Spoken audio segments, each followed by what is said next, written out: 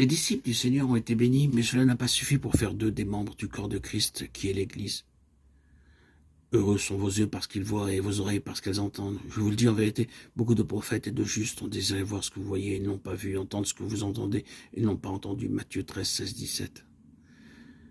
Pierre a vu ce que les prophètes et beaucoup de justes ont désiré voir et entendre. Mais même ces choses n'ont pas été suffisantes. C'est seulement après avoir confessé le Seigneur comme le Christ, le Fils du Dieu vivant, qu'il a touché le cœur du problème.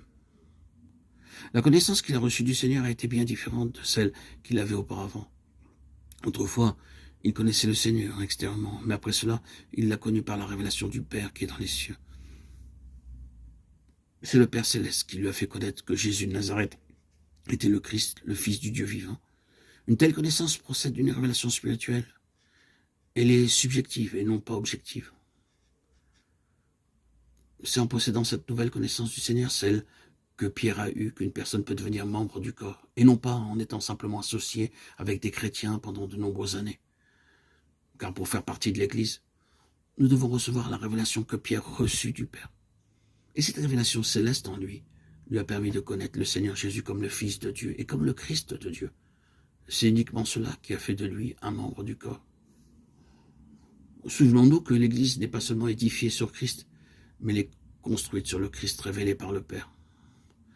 Sans révélation, nul ne peut connaître Christ, et sans révélation, nul ne peut connaître le Fils de Dieu. Une telle connaissance ne s'acquiert ni par le moyen de la doctrine, ni par les livres. Elle procède de la révélation que nous donne le Père.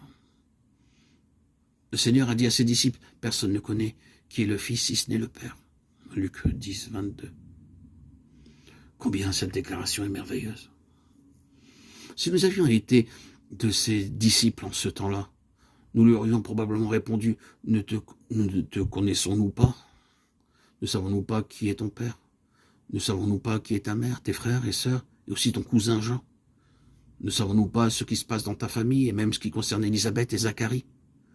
Et cependant, le Seigneur a déclaré que personne ne connaît qui est le Fils sauf le Père. Quand il dit « personne », cela signifie vraiment personne.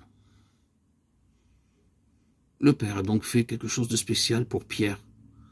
Cela signifiait que ce que le Père connaissait du Fils, il voulait que Pierre puisse le connaître aussi. Il y a une connaissance du Seigneur Jésus qui est le résultat d'une certaine initiation. Une telle connaissance n'est d'aucune utilité, elle est vaine pour le Seigneur. Seule la connaissance que le Père donne de son Fils est la véritable connaissance de ce qu'il est.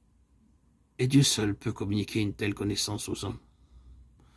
Pour cette raison, tous ceux qui n'ont pas reçu cette révélation du Père n'ont jamais connu le Fils. Nul ne peut venir au Père sauf par le Fils, et personne ne peut connaître le Fils en dehors d'une révélation venant du Père. Cette révélation, dont l'origine est céleste, est absolument nécessaire.